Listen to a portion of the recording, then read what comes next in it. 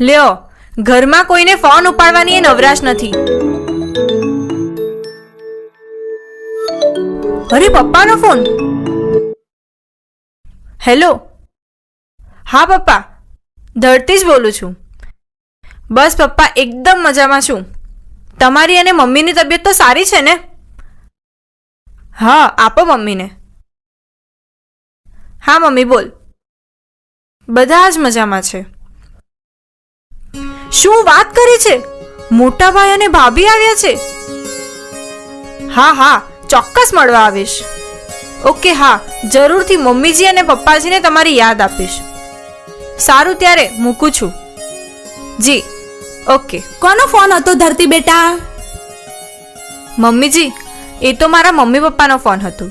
એમણે તમને જય શ્રી કૃષ્ણ કહ્યા છે. જય શ્રી કૃષ્ણ.